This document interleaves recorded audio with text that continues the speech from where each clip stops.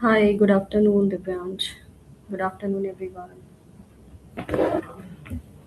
Let's wait for 2-3 minutes, and once everyone will join, we can start. Yes, Kavya, you can use Google Colab. Okay, before starting, do you guys have the setup for like Python and Colab, Jupyter Notebook? So as I can see that most of you do not have the setup for Anaconda Jupyter Notebook. So, like for today's class, you can use Google Colab. It is very similar to Jupyter Notebook. Can you touch it?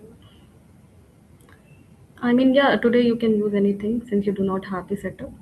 But like from the next session, make sure that you all are using the similar platform so that you just be in sync with everybody else. We can start at 3:05.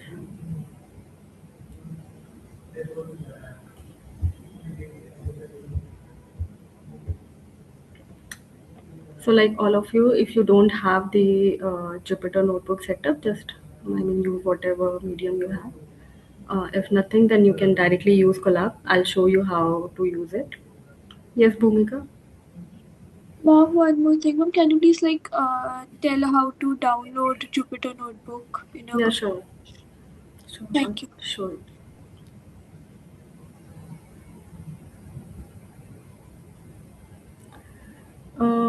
Akshit, okay, so in the first session we discussed, it was introductory class, so we just discussed about what data science is and what all steps we have there, and we also discussed based on the real world examples, like suppose you want to create a system, what it will be. It was just an introductory class, like how is machine learning is different from artificial intelligence, and we also have deep learning. So just an introductory class, nothing major. And in today's class, we will discuss basics of Python. Fine, and for that we need to have the setup. Yeah. So if you do not have the setup, you can directly use Colab. I'll show you. I'll show you both ways how to install Jupyter and how to use Colab. So, um and maybe from the next class we can use the same IDE. Okay, so we can start now. Kavya. So Kavya, I would say maybe in that case you can use some online Python ID. That will work for today's lecture since we are only discussing Python. So you can use some online ID. Okay, maybe it will not be very user friendly, but still for the practice purpose you can use it. And that we had to submit. No, not in today's class. No, I don't remember you have any assignment to submit today. I mean, okay, let's just start. No, Charvi, not yet. Mm-hmm. Excel, Excel we can use when we will read the data set and we will move more onto the practical part of data science. But like in today's lecture, I don't think so. You are going to need to, use Excel or any other. Uh, yes, Bhumika. Yeah, in last class there was no assignment that we had to submit, right? Yeah, yeah. No, no. Okay, let me just share my screen so that we can start.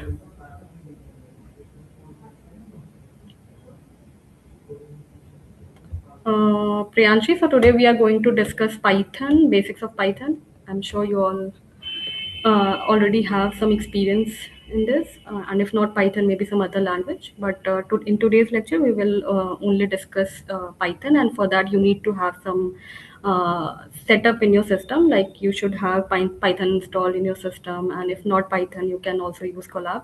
So I'll just show the setup part, and maybe from the next lecture, you all can have the setup in your system.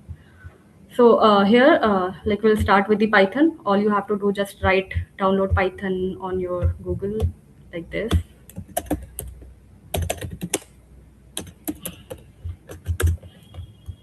go to the first site, and from here you can install. Okay, whichever version you want to install, you can do that. And just go back. Once this is the screen, download screen.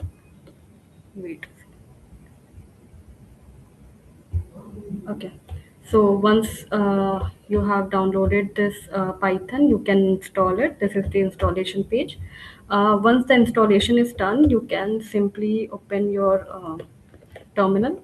So this I am showing you for the Windows, and if you have Mac, I mean, obviously it is going to be a little different there, but most of the procedure is same. It's just that you have to download a version that is compatible to Mac. Okay, so once your Python is downloaded, what you can do, you can check the version. How you can do that? Just write Python version. Here, if you see something similar to this, like Python and then the version number, it means the Python is installed in your system. Fine. Once the Python is installed, what you can do, just check it. After that, you need to install Jupyter. For that, you have to write this command pip install Jupyter. Okay. I will not do that. So once you write this pip install Jupyter, it will download Jupyter for you. So you don't need to go anywhere on the, sorry.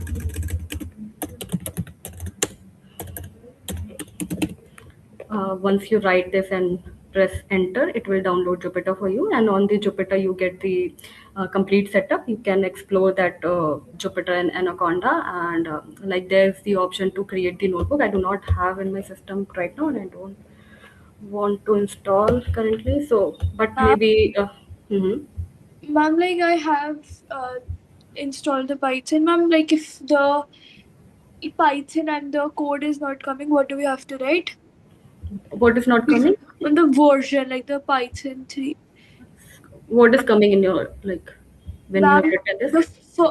the first two lines that have been written over there, and then C colon slash user slash. Okay, it means it is not installed correctly. You Oh, need to check, because if it is correctly installed, then you will see the Python written there and then the version of the Python. okay, ma'am. Okay. So if it is not there, it means it has not installed correctly. Okay. Mom, I was trying to install Jupyter, but it says it is Sorry. not recognized. I was trying to install Jupyter, but it says it is not recognized as internal or external command. Can you please write in the chat? I'm not able to understand. Ma'am, I'm Ashmeet. I had to ask, like, if someone is on phone, then is it possible that I will be able to understand today's class because I do not have laptop available for today? Yeah, you can understand. I mean, we will cover some theory part also. It is just like initially we are doing the setup, and after that we will move on to the lecture part. Okay. Okay, ma'am. Pip is not okay. Pip is not recognized because okay.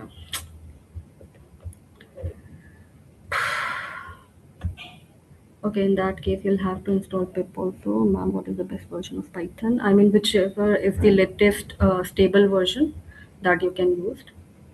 Um, what do you need to write to check the version of Python? You need to write Python hyphen hyphen version. It is not recognized an internal or external command because you do not have pip in your system. So first you need to install pip. Just do some research from your end. I mean, how to install Python, how to install pip, and using pip you can install Jupyter. Once the Jupyter is installed, you can simply write Jupyter notebook here in the terminal, and it will open Jupyter for you. Jupyter notebook. I think it will not open for me because I do not have the.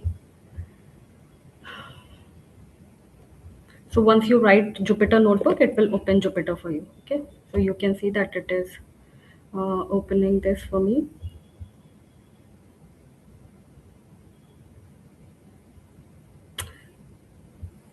You will see a screen similar to this. Okay, so what you need to do, you need to install Python. Once the Python is installed, you can check the version of Python. Like you can write Python hyphen hyphen version. If the version is coming, it means it has installed successfully. And if not, then obviously you're going to get some error or something else. And once it is installed, you have to write pip install Jupyter. Once the Jupyter is installed, you can simply write Jupyter notebook, and a similar screen will visible to you. From here, you can either start a Python code or like whatever you want to do. So we can start with Python 3. Okay.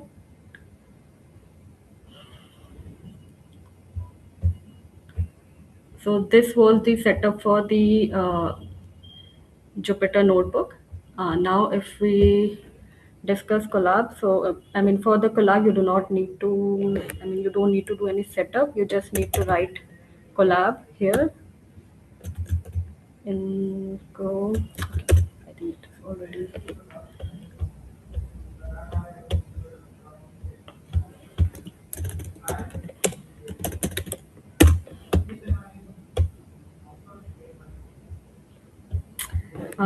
Here you can create a new notebook. Okay, since this is your first lecture, you can start with a new notebook. Click here. Okay, so once the notebook is open, you will see something like this. And here, I mean, you can write your code.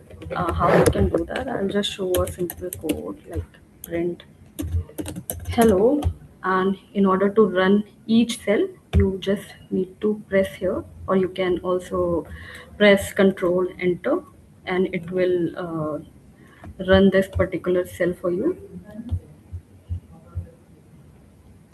And once you can see the result below this cell. So like we will write some code, and for every code we can see below like what is the result of particular cell, right? And similarly, I mean, whenever you will write some machine learning code or anything else, you can execute your code likewise. Now we can start with today's session. So we are starting with the Python. So before starting, I want to understand from you guys. I mean, have you ever used Python or any other language? So just give me a basic understanding of what is your experience. Excuse me, ma'am. Yes, Anna. Ma'am, do we have to use Colab or like from Google, or we can use like I have VS Code installed in my laptop already, and I have been using it for a while. So is Okay, it so yeah, fine if we use that? no, you can use it.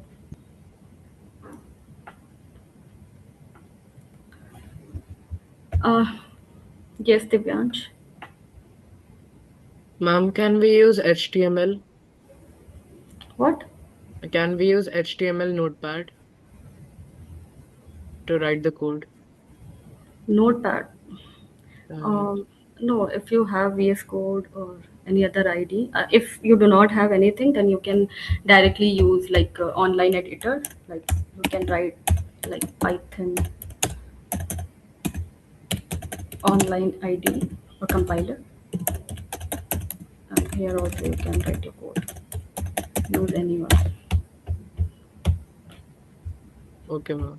Okay. Okay. Any of you will explain what is Python or any other language?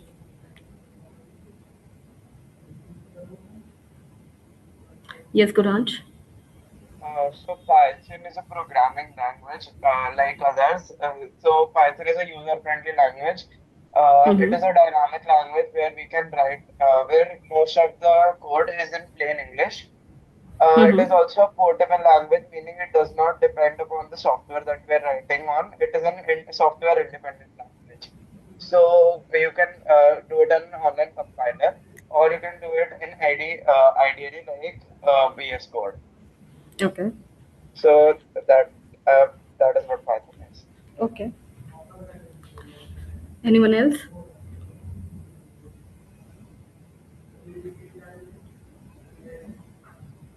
If not Python, maybe Java, C, C++, like whatever is your experience. Okay, just one question. Do you think that the Python should be the first language that we should learn, or like there is some other language? I mean, if we are starting as a developer or as a coder, which is the first language you think we should start with? Ma'am, I think Python would be the best because it is considered as the most beginner friendly, and it is basically used for data science and AI, and Mm-hmm. it's really easy, like print hello world, that's really Mm-hmm. famous. So it's very easy going and very easy as compared to Java or C++. Like Java is also very, C++ is also very fast, and it's used in games as far as I know. And Mm-hmm. but I think it goes in deep programming stuffs, and Python is very beginner friendly. Okay. So that is, and that I mean that is one perspective. It is easy, but anyone else? I mean, if you want to add something. I think if I start coding, then I will also begin with Python because it offers the syntax is much like regular English, and that Mm-hmm. makes it way easier to learn compared to the other coding languages. Okay, someone has written that they would like to start with HTML. Okay. Okay. Yes, Divyansh. Ma'am, Python is a case-sensitive language. That means even if the smallest mistake is there, it will show syntax. So beginners will get their mistakes very easily, and they will learn more better. Okay, so just consider a scenario like you have to build a system, and for that, as a tech stack, maybe you have to use Java or maybe Go. In that case, obviously, if you are using Python as your primary language and you are only aware with the syntax of Python, and then you have to switch to some other language, maybe some complex, as you have said that it is easier as compared to the other languages.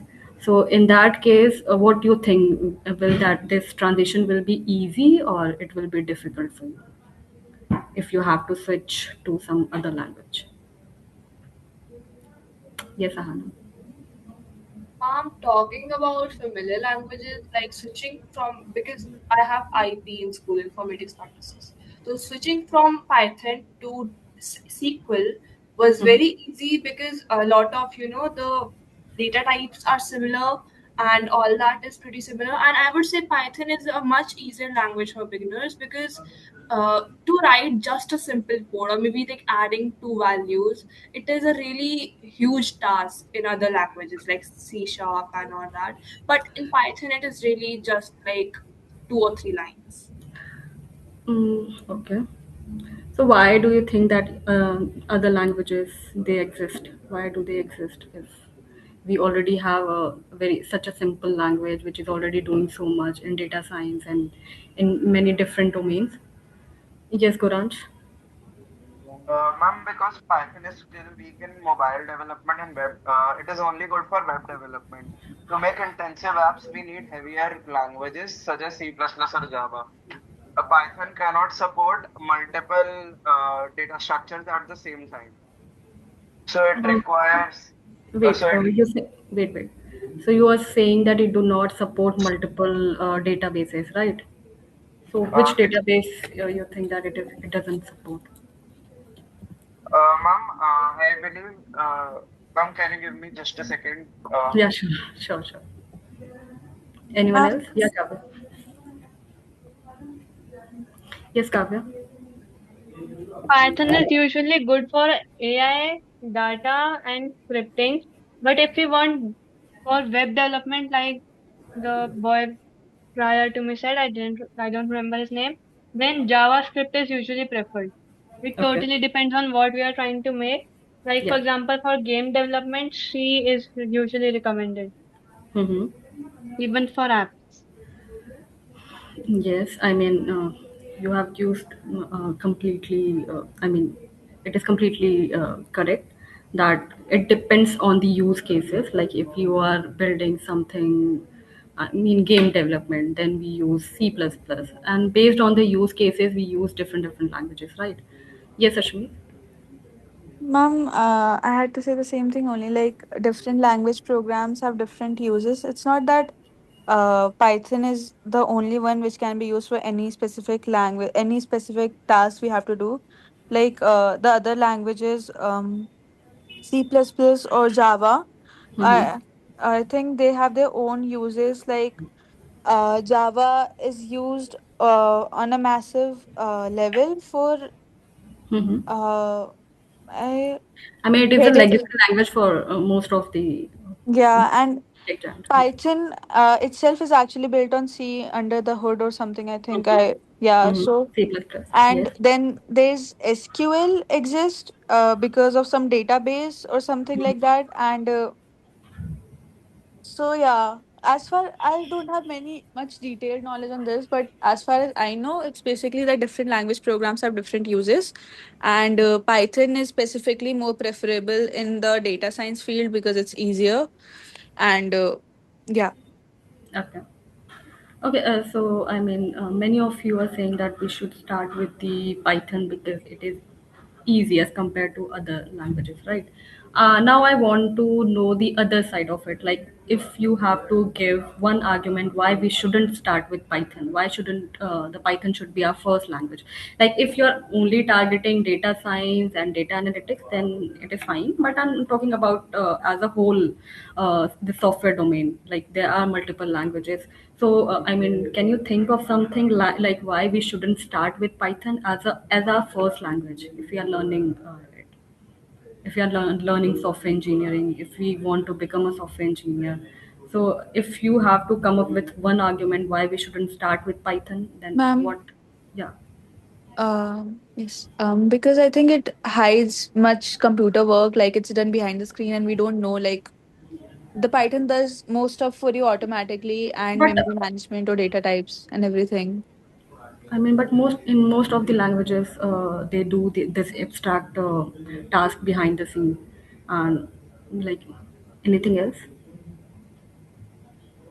Ma'am, usually since I mentioned this earlier that Python uses like simple English syntax. So Mm-hmm. when the person can move to their second language, that can be C++, Java, or even C, and the syntax completely changes, so it can be frustrating or discouraging for them. And Python also heavily relies on pre-written shortcuts. So that makes it easier for them, but then they switch languages, so it will become frustrating since they will not get the same comfort. They'll have to step out of their comfort zone to learn it. But Python was not offering that. Yes, I mean that is a very correct argument. So if we start with a easier language, then moving to a difficult language, in easier in terms of syntax, I'm talking about. Like for Java, if you have to print something, you write system.out.println, and then inside the braces you write your output data. So for every task, you write a very heavy code, right? So if you're moving from such an easier option, like in Java, you all you have to write is print, and here you are writing so much. But so if you do the transition from Python to some other language, like for example in Java, C++ or Go, so it becomes very difficult for you since you are comfortable with an easier language. But if you start with a difficult language, if you already have the experience in a complex language like C, C++, Java, in that case, if you move to the Python, then I think it is easier to learn and it is more relaxing in that way. So that is your choice completely, but I would suggest, I mean, if this is your first language, if you want to pursue data science, then I mean, it is fine. But if you want to pursue this whole software engineering as a career, then you should also parallelly learn some, maybe C, Java, C++, Go, and whatever languages of your choice you can learn that. But because moving from that language to Python is going to be easier, right? So that is one of the point that I just wanted to cover, because I mean that is something you understand from the experience, right? And since this is the maybe beginning and this is the first language maybe you are all are learning, so I just wanted to make the base that okay, I mean how you should start with. But obviously for our data science classes, Python is it has so many advantages. That is why for this whole data science, Python has become such an important language. Along with Python, we also have R, but since the database is so heavy, I mean, there are so many users of Python, it is one of the most loved language, I would say, for the data science field. Okay, so now we can start with the basic intro. It is language the world runs on. Obviously, everything there's this boom of AI, and this whole AI is built on Python, and so everyone should be aware of Python. I was giving you the context of other languages because I did not want you to just, you know. Restrict you to this particular language, because once you will get into the field, you are going to handle so much, so you need to be aware of everything. Okay, so for the Python, I mean, here in this slide, we are just talking about coding. So, like, suppose coding is similar to how we give instructions in real life. For example, if I have to ask you, like, how to make a sandwich, okay, so there are going to be some instructions, right? So, in similar way, whenever we are writing some program, we give some instructions. For example, if I have to add two numbers, what is going to be my instruction? I will say that, okay, read first number, read second number, then add both the numbers, and then print it. Okay, this is going to be the instruction, and this instruction I'm passing to through the code, right? So codes are, I mean, these programs are nothing, just the instructions, right? And these instructions are basically telling the compiler that how we want our program to execute and what we want this program to do, similar to what we do in real world. So okay, so if I ask you, like, you have to give the instruction to make a sandwich, so I mean, just explain me in simple English, what instruction will you give for this? Anyone? In order wise, just tell me how will you give the instruction.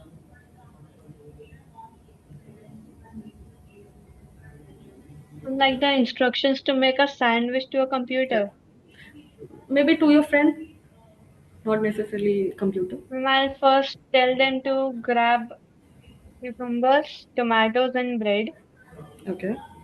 So that will be the stuff they need and the required spices such as salt and pepper. Mm-hmm. Then I'll tell them to toast the bread according to their choice. It can be golden brown, it can be almost barely toasted. Okay. Then I'll tell them to apply ketchup on the bread. Mm-hmm. Then I'll tell them to cut the tomatoes and cucumbers as well as the onions Okay. into smaller circular pieces and apply Okay. them on the bread. Okay. It will be followed by salt and pepper, which Okay. will be followed by another bread kept on top of it. And then our sandwich is complete. Okay. So, can you relate this instruction in terms of coding? I mean, first you asked for cucumber, tomato, and all the vegetables, right? And similarly, what we do in coding, we asked for variables. I mean, give me, maybe there's a variable tomato, there's a variable cucumber. So we are asking for these variables, right? Then you are performing some task. Maybe you are toasting your bread, so that is a task that you do through some maybe functions. I don't know if these are jargons for you or you understand these terms, but yeah, these are some variables. Then we have some functions. Functions do some task. Here you wanted to cut your tomato and cucumber. So for that we can have a function. So obviously, this, if you try to map this whole programming with a real world example, it is similar to what we do in real life, right? So similarly, what we, I mean, every time we are doing some task, we are following some instruction, we are following some order. Similarly, what program do for us, right? And in order to do that, we have, obviously we have different tools in terms of programming. uh, Yes, Ashmi. I mean, how do I give you permission? Um, so, that would Yes, be Ashmi. no, ma'am, nothing. I just needed, like, I Okay, was okay. not able to turn my mic on. Sure, sure. Okay, so this is what programming is. I mean, before jumping to Python, we need to understand what coding or what programming is. Programming is nothing, it is just how we do our real world problem, how do we solve that. Similarly, program do for us. If we, I mean, program can do any kind of task, whatever we are programming it for. Like if we want to create a code for the, maybe we want to create a calculator.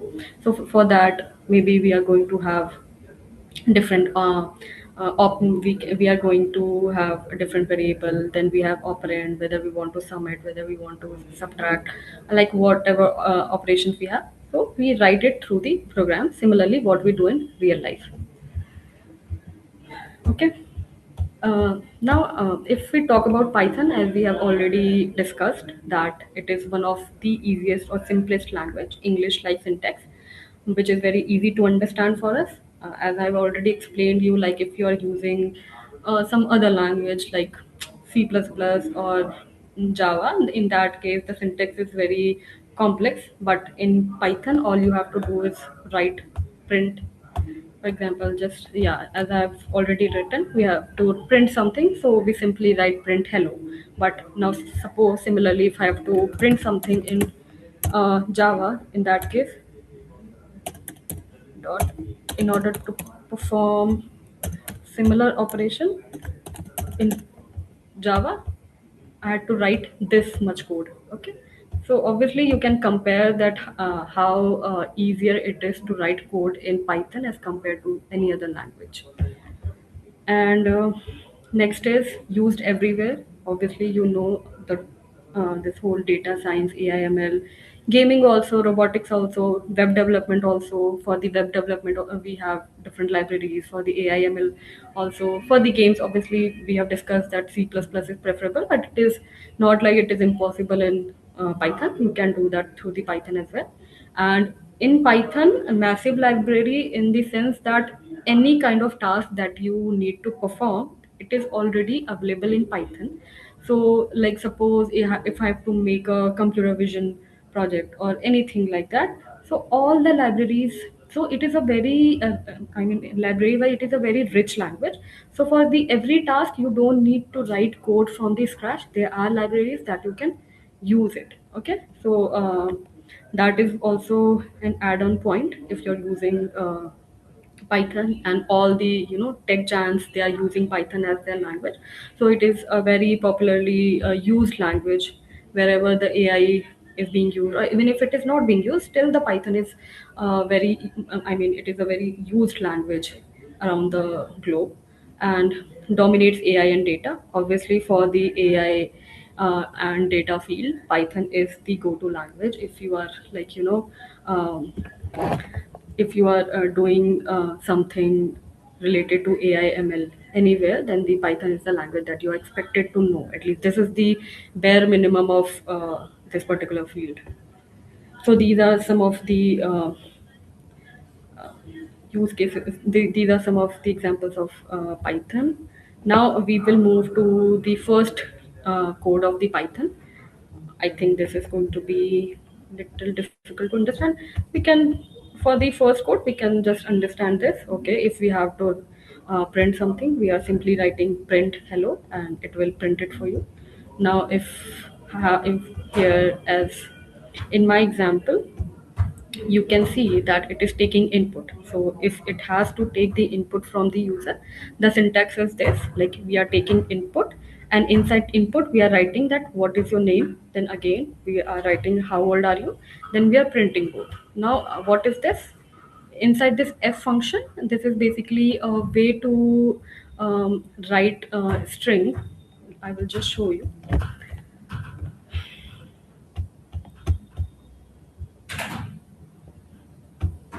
So suppose I want to take maybe name. So what I can do, I can take the name from the user.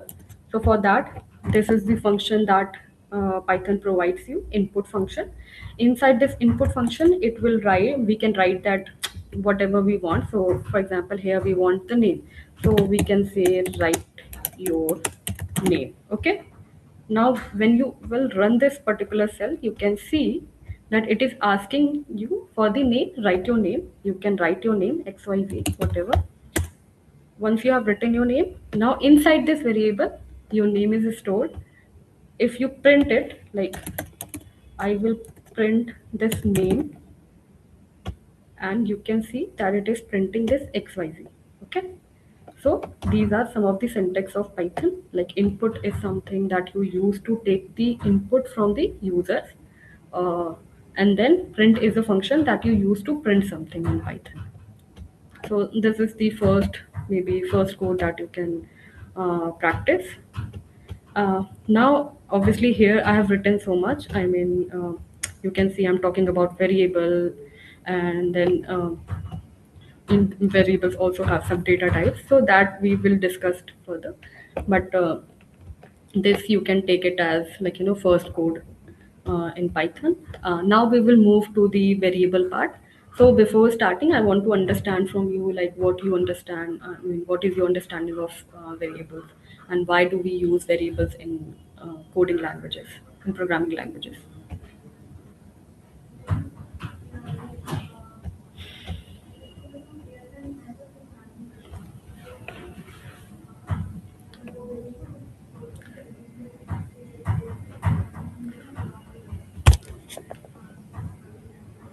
Hmm, anyone would like to explain what is variable? Someone Ma'am, has written to store values. Yes, Ashmi. is a name stored in a computer's memory that holds a value you can use or change anytime. Okay. Yes, Divyansh. Ma'am, variables are those values that don't have a fixed value and they can store any data. If we put a value, they will store it, and then we can just Use it. Okay. When variables, as they said, help us in storing stuff, but they also help us in saving time. Like if we want to type a long number again and again, we Mm-hmm. can just save it as a single variable and just use the short name. That will save us time.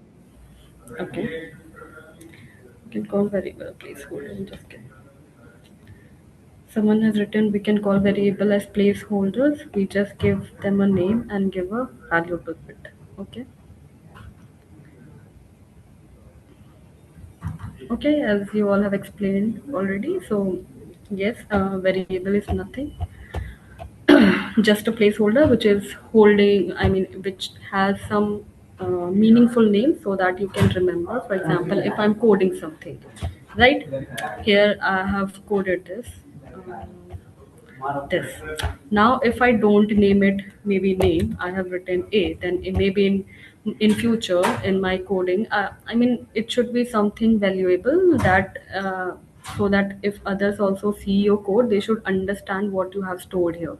If I don't write it as name, and if I give it some random name, then obviously it is not a good practice as a coder. You should have a name which is meaningful so that you can understand from your code that for what purpose you are using this particular variable, right?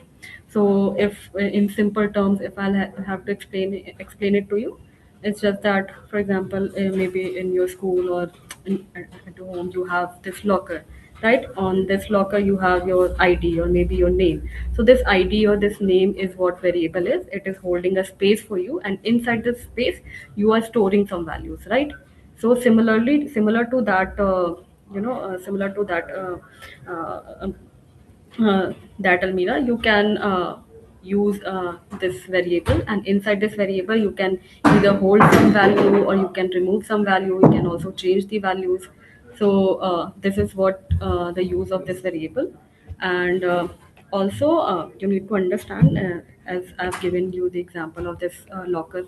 uh, for the locker, it has some size, and based on the size you can keep the values. For example, if the locker is very small, and whatever you want to keep inside your locker is very big, obviously it is not going to adjust inside that locker.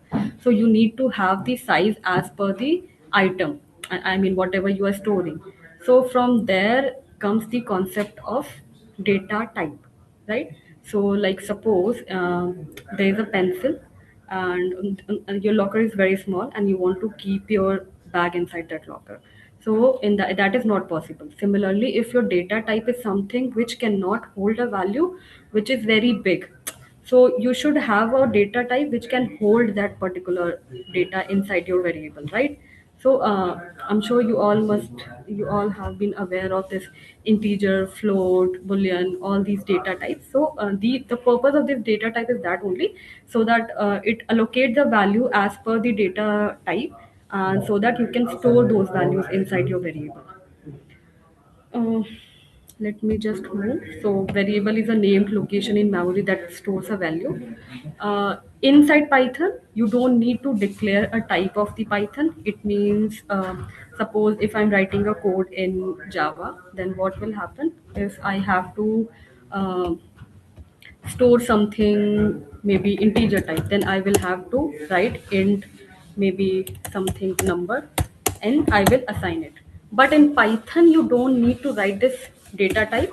You can simply write the variable name, and inside this variable name you can assign a value, and based on this value it will understand that what is the type of the variable is. Okay, so for example, this is the variable and I have assigned an integer value, it will automatically become integer data type. Okay. So, and we don't need to write the data type here in case of Python. But if you are using some other languages like Java or Python, you have to write the data type also before writing the variable name. Okay. Now, variable name, as you many of you said that it is a case sensitive language. So case sensitive means if you're writing as num, or if you're writing as num, or maybe you're writing as num, these three are three different variables. Okay, it is not going to be treated as a single, as a same variable. So this is a case sensitive language. It means the capital and small letters are going to be treated as differently. They are not same. And next part is naming rules. It should start with letter or underscore. There shouldn't be any spaces or no keyword. Like, whatever keyword we use in Python, for example, there is a keyword as def. Whenever we define a function, there is a keyword as this, or maybe there is a keyword as break. So these keywords should not be used as a variable name. Okay. So what will happen if you use these keyword? Obviously, it will get confused that whether it is a variable name or whether it is a function. So you should not use in these keywords. Also, you should always start writing this variable name either using your letter or using your underscore. Okay, if you start writing a variable name with a number or anything, it will throw an error. As you can see that it is, you can see this red line, it is showing an error. Why? Because variable name cannot be start with a number or anything else except letter and underscore. Okay, so these are the few points of variable. Basically a named location. In case of Python, you don't need to write the type. It is a case sensitive language, and it can only start with either with a letter or underscore, nothing else. Okay.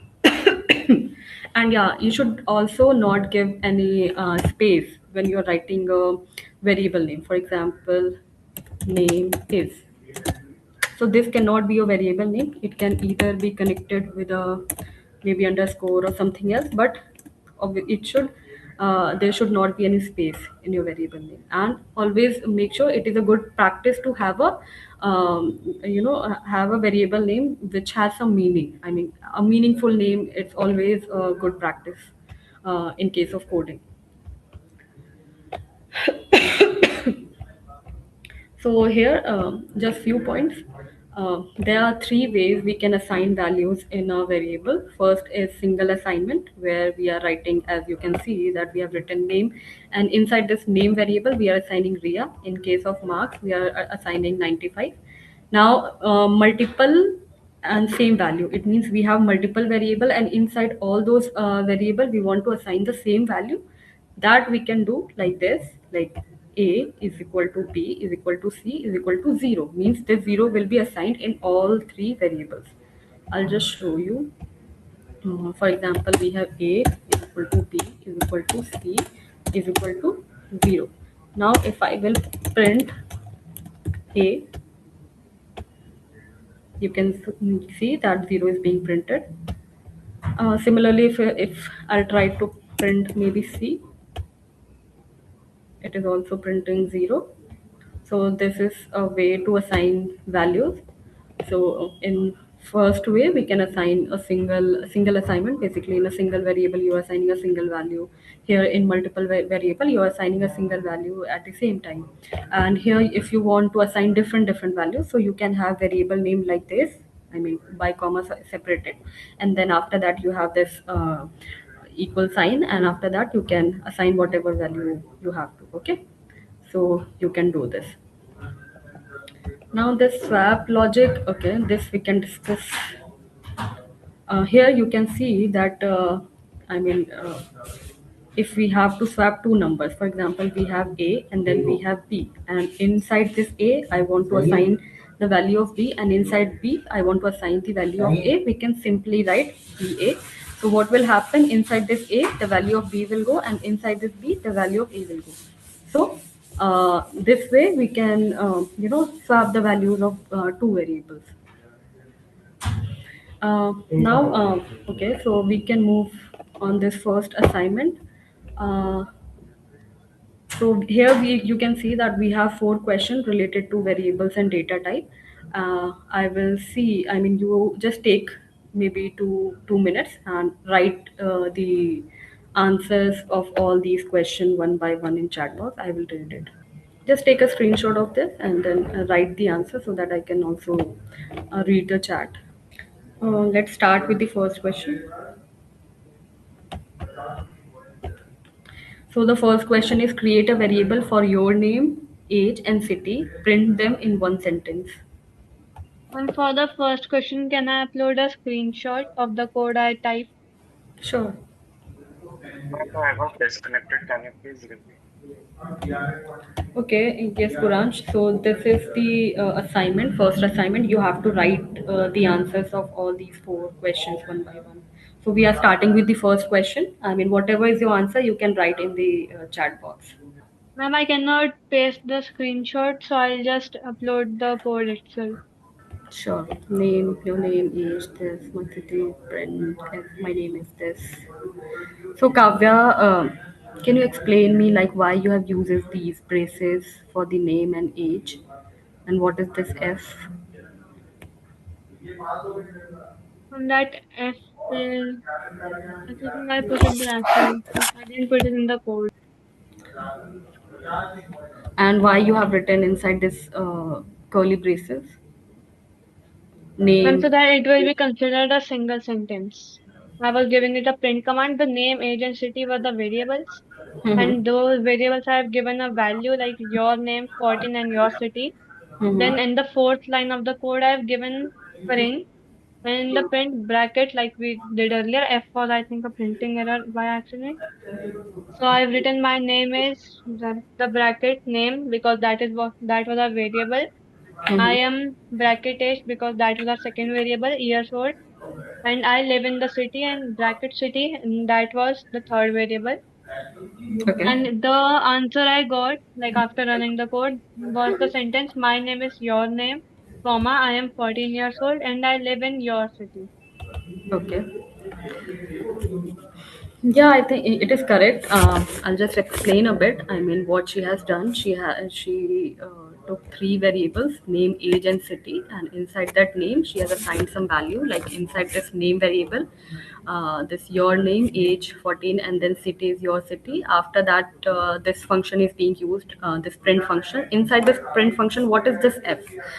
This F function is basically used whenever you have to write some string, basically a formatting of a string, and inside this string you can see that this name, age and city are being used inside this braces. So why we use this braces? Because whenever we have to write inside in this F block, F function, whenever we have to write some maybe variable or any other function, that we write inside this braces so that it directly pick the values from this variable, right? So since you have written name and you have uses this braces, so it will know that this is a variable and it will read the value of this variable, right? So instead of writing my name is name, it will pick the name, I mean whatever value you have assigned to this variable. So it will print it as my name is your name. I am 14 years old in city, I mean, and I live in, since city is also written in inside this braces, so it will pick the value of this variable, which is your city. Okay. Okay, Anna has also written Sanvi. My name is my. Okay.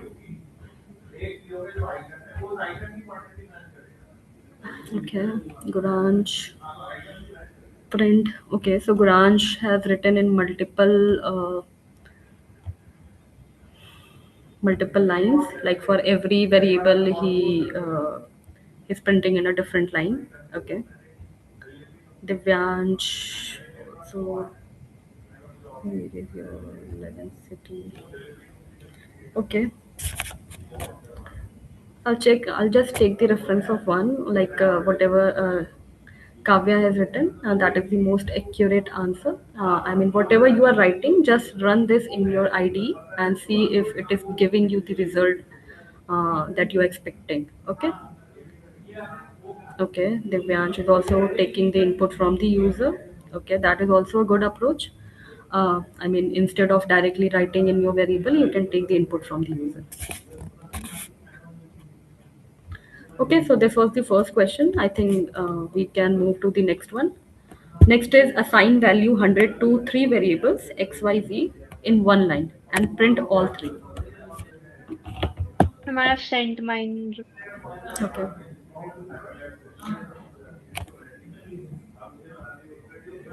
Charlie, you can directly paste your solution. I mean, the code that you have written. Okay, yeah.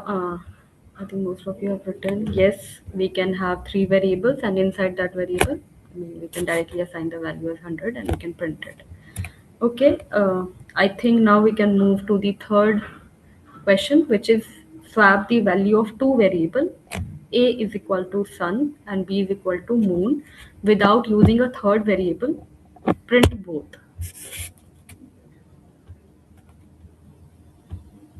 Okay, now write the solution of this third question.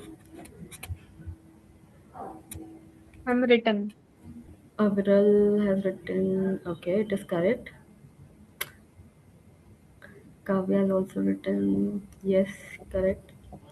Okay, I will just take a name and once they will paste the answer, we will move. Okay. So Myra, I mean, write your answer in the chat box. Myra. Okay, so most of you have written the answer. Yeah, and it is correct. Okay, with this, I'll discuss one logic. So you have, I mean, I have this question for you. Just forget about this Python. I'm just talking about logic. Okay. So in this A, you have maybe a value as 5, and in this 5, in this B variable, you have a value as 10. Now I don't want you to use this shortcut of Python, like you're writing this as A, B, and then you're assigning B and A. Don't do this. If you do not have this shortcut, how will you swap? I mean, how will you swap in this case? Can you think of something? Some logic?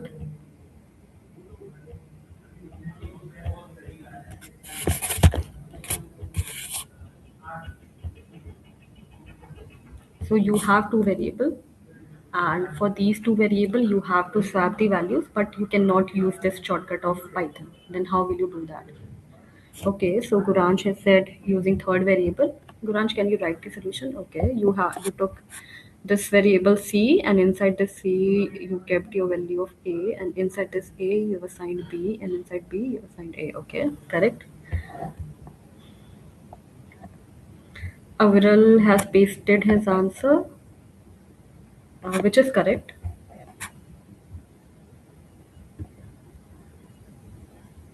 Arnav has also pasted.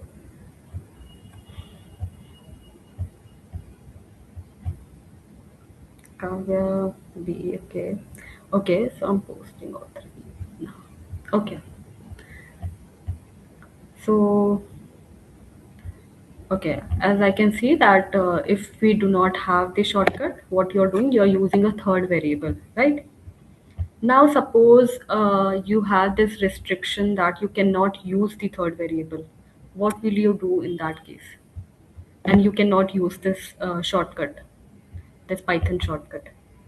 So how will you do that? I mean, in this case also, I'm expecting you to think of some logic. Uh, no, Goranj. I mean, inside this variable, the value should change. It is not that you are just printing it differently. Like if I have inside A, I have 5, and in B, I have 6. Your value should change. I mean, it should swapped so that whenever I'll print A, in that case, it should give me answer as 6 instead of 5. And you cannot use a third variable. What will you do? Can you think of some logic without using a third variable? Without using ChatGPT? Ahana has written that she's subtracting. Okay, let's. Okay, it is. I mean, I took 5 and 6 as an example. It is not a fixed value. So A could be anything and B could be anything. It might be A is 100 and B is 1000. So what will you do in that case?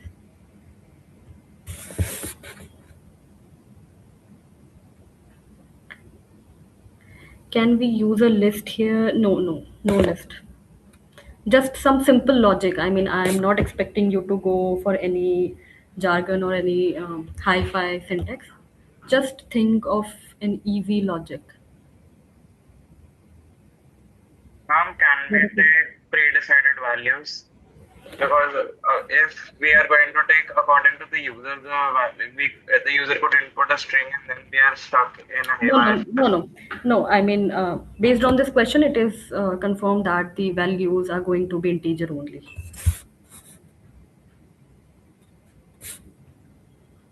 So if the values are only going to be integer in that case, I mean, value could be anything. It could be 1, it could be 100, it could be 1000, anything.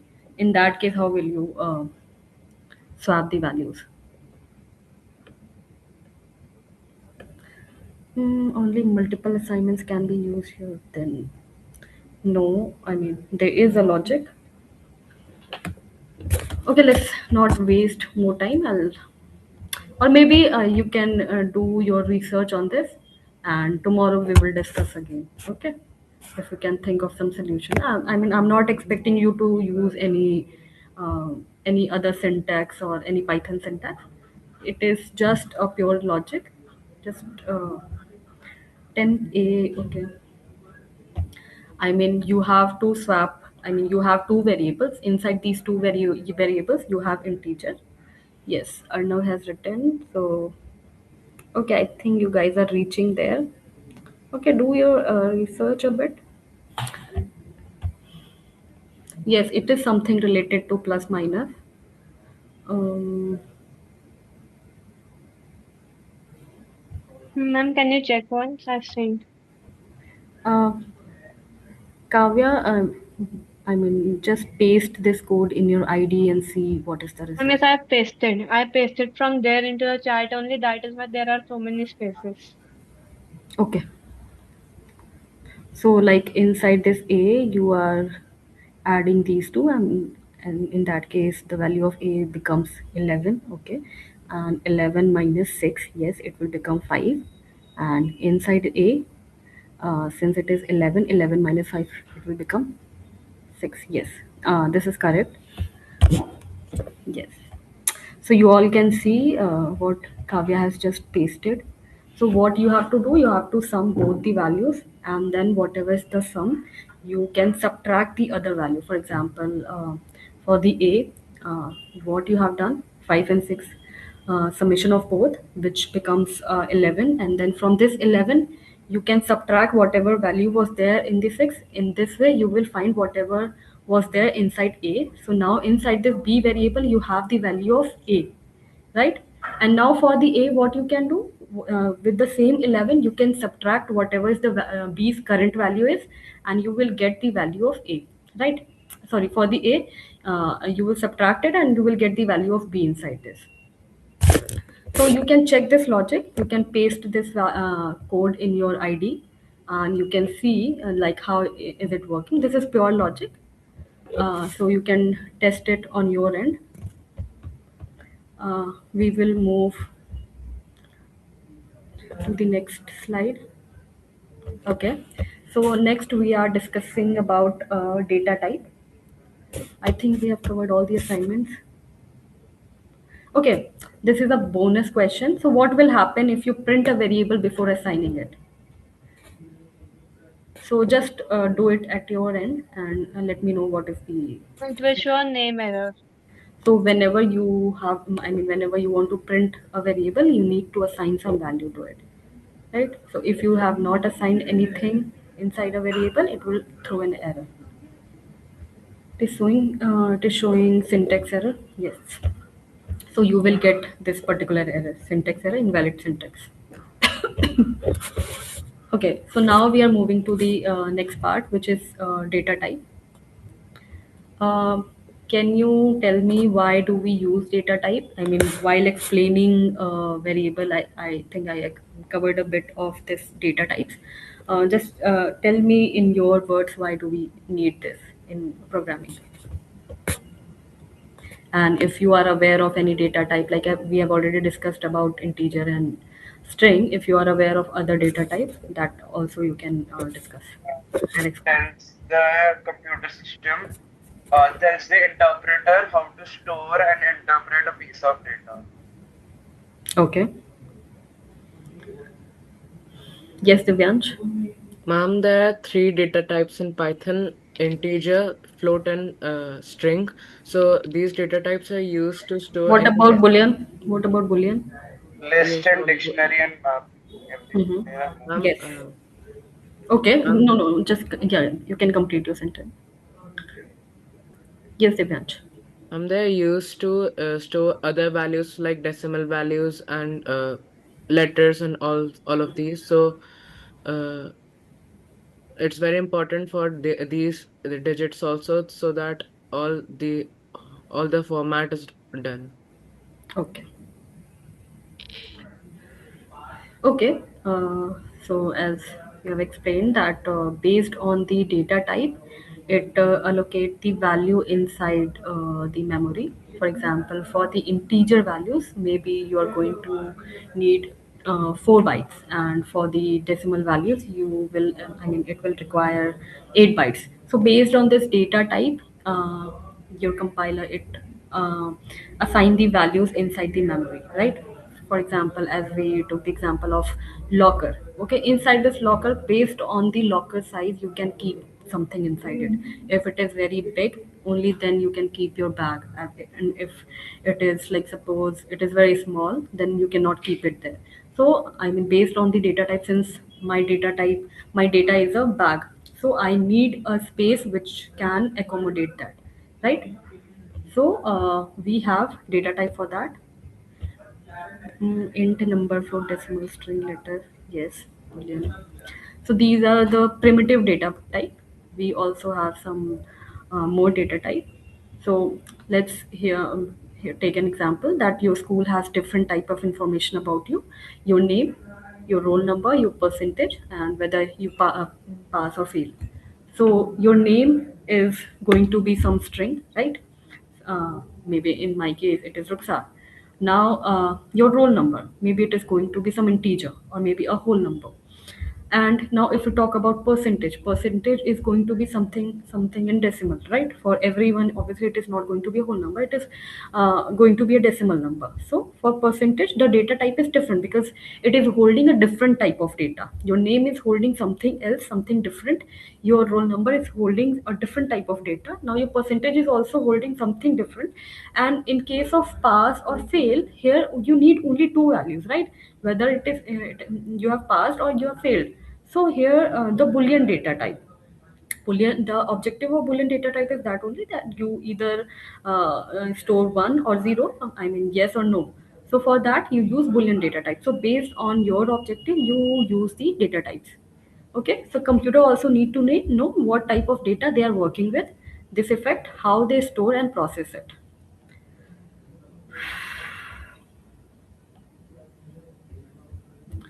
Now, okay, so here are some core data types in Python.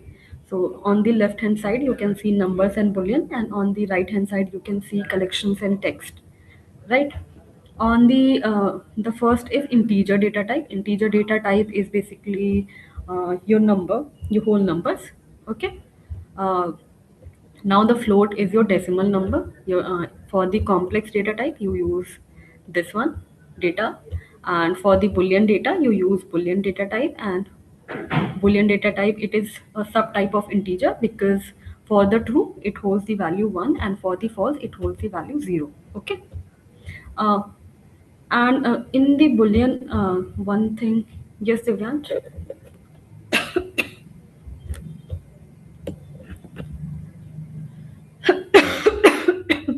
So if you're assigning a variable as a Boolean type, what will happen if you're storing null value, or if you're not storing anything, or if you're storing 0, in that case it is false, and if you're storing any other value, in that case it is always true. For example, I'll just show you. Suppose this is a variable I have, and inside this variable I have this I'm not holding any value, it's just this, or maybe 0.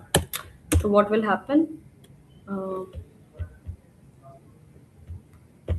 or maybe directly I can do this, maybe boolean this. So what do you think, what will be the answer of this? Or maybe I can start with 1. What do you think, what will be the answer of this one?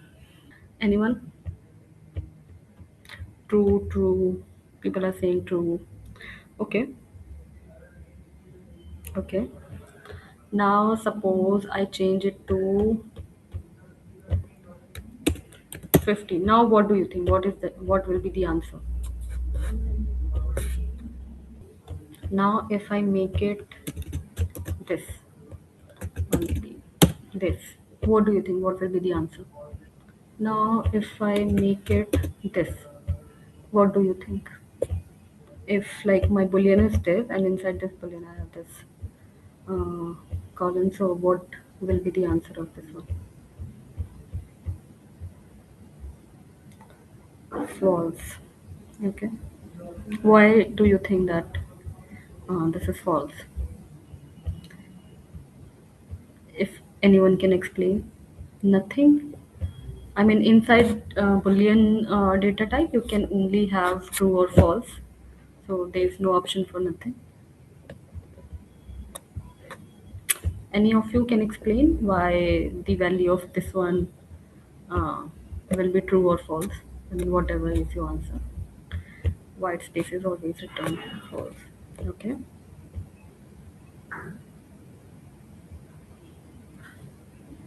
Okay. If I do,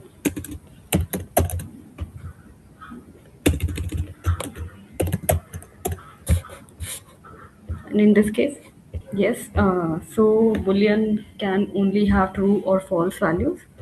So this will give you I mean, if you have anything other than, I mean, if you have any other number other than 0, then obviously it is going to be true. And since, as you have explained, that white spaces do not have any value, so it will return as false.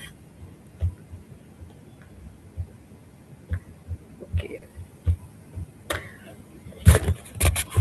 Let's, okay, we do not have, okay, we have only 10 minutes, so we will complete this part at least. Collection and text. So here, along with these primitive data type, we also have something called as collection and text inside this um,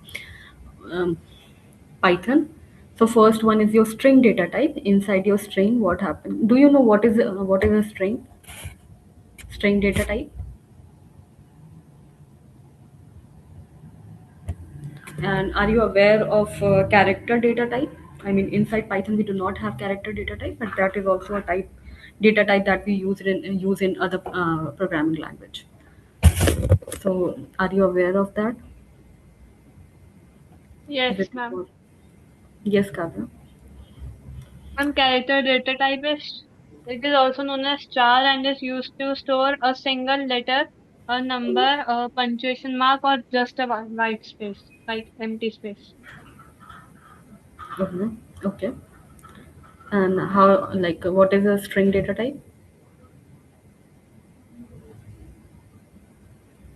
A Yes. string data type is a sequence of characters, Okay. and it represents text rather than numbers. Okay. So you're saying that inside a character data type we can have, I mean, numbers also. Yes, ma'am, we can have. Try it once. I mean, in some other, maybe you can try later. Okay. In Python or in Java or C++, try to assign a number to a character data type. Okay. Okay. Yeah. Somebody else was also answering. I think Manvi. So in string, obviously, it is a collection of characters. Here you can see that we have multiple characters, HELLO, and it is built by the array of characters or collection of characters. This string is formed, and next is a list data type. List is basically an ordered and mutable. Do you know what is the meaning of ordered and mutable? Okay, yes, Ahana.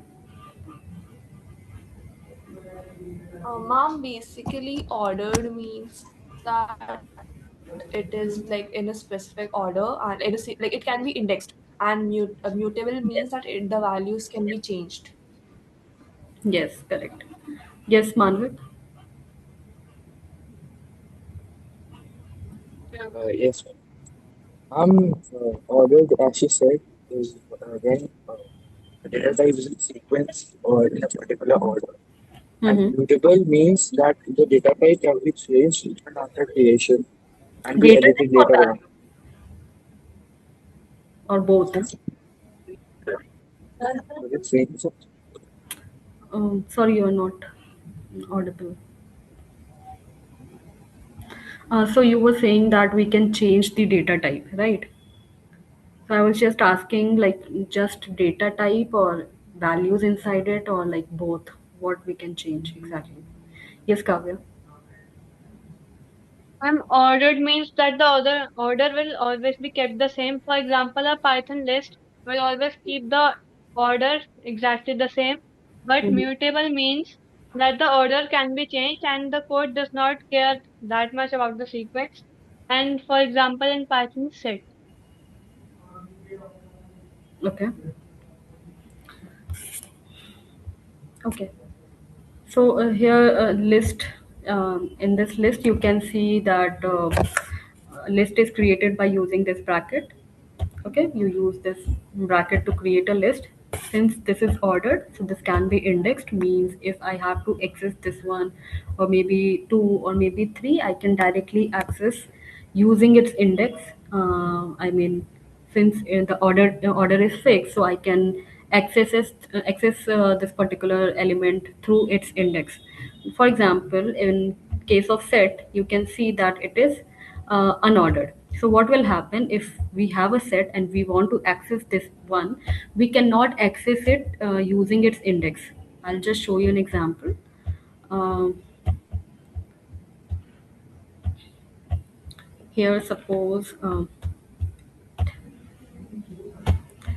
I have a list, maybe a list of fruits. Okay. Inside this, I have an apple and a banana. If I want to access this, okay, so first thing is indexing always starts from zero. Okay, in every language, if you have to access the first variable, first element, you should write as fruits. I'll just show you. Print fruits, and I will write its index. So index of this apple is 0, index of this banana is 1, and if something else comes later, xyz, then it will become this is 1, banana is 1, and this XYZ is 2. So if I have to access this banana, I will print 0 index. Now if I have to access this banana, I will print 1 index, and in case of XYZ, I will print this second index and I'll be able to access it. Okay, so ordered means everything can be indexed, and how you can do that, because the order is fixed here. Order is fixed, so you can access it directly using its index. Now, mutable means you can change the value directly. So, for example, if I at the index 0, instead of apple, I want mango. Okay. Now, if I will print this 0 index, you will see the value has changed. So from apple, it has become mango. Okay. So this is the concept of ordered and mutable. Mutable means you can change the value, and ordered means you can order is fixed, so you can directly index it, and you can directly access this particular element using its index. Okay. And list, for the list, it is created using this bracket. Now if you want to create tuple, here's the tuple, which is ordered, means you can directly access it using its index, but it is immutable, means you cannot change it. I'll show you. uh,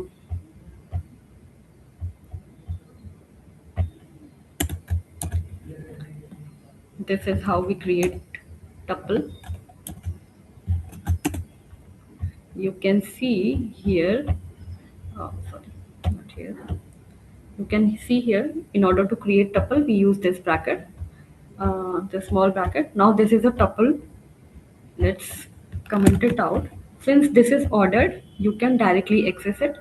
And if we try to access this at the 0 index, since at the 0 index we have apple, it will print apple. Okay, for the 0 index. If we try to print at second index, it will print XYZ. Okay. Now suppose I want to change the value, and you can see that tuple is not mutable, it is immutable. So if I try to change the value of something, if I try to make 0 index as mango, what has happened? Now it is throwing this error. Tuple object doesn't support item assignment. It means you cannot assign any value later. You cannot change the value of any index. Okay, it is immutable. So if you want a data, data type where you want the value to be fixed, you do not want it later to be changed into something else, you can use tuple data type. Okay. And the next one is set data type. So what happened inside a set, everything is unique. Okay. So even if you write, even if you insert 100 times this one inside this set, what will happen? It will always going to be unique, and it is unordered, means the value inside it cannot be accessed using its index. For example,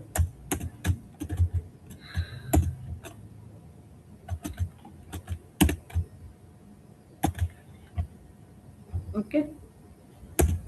Now if I try to access what is there at the index 2, you can see that set object is not subscriptable. Okay. So it is unordered. It doesn't hold any order. So you cannot index this data type. So these are the some of the data type, and the next one is a dictionary data type. So it is similar to like it is in the format of key and values, means we have some keys, and for every key we hold some values. Okay. For example, we have a sorry.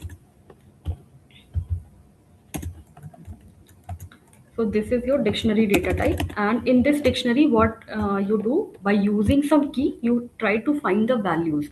For example, maybe by using your roll number, we are trying to find your other information. So your roll number will become your key, and then your name, age, location, etc. Uh, this will become value. Okay. So this key should always be unique. Why? Because by using this key, we are finding the value. So if two people will have same key, obviously you are going to get confused. So it is a constraint that the key should always be unique, and the value can be, I mean, similar. I mean, for a maybe unique for a key as 1, the name is um, XYZ, and maybe for the roll number 2 also we have a name as XYZ. Okay, so for two keys we can have the same value, but for the two keys we cannot have the same key. I mean, it is not possible to have this ABC. I mean, this is not permitted. So this is not allowed. So you cannot have this concept in case of dictionary. Okay, so key, it is basically a combination of key and value. The key should always be unique, and by using this key you are trying to find the value inside it. So by using your roll number you are trying to find other information about you, or maybe somebody else is trying to find the information of your class by using the roll number. So that is the concept of dictionary. Is it clear? I think it is already 4:30. We are short of time. We will start from this part only in the next lecture. Okay. I think we can stop for today.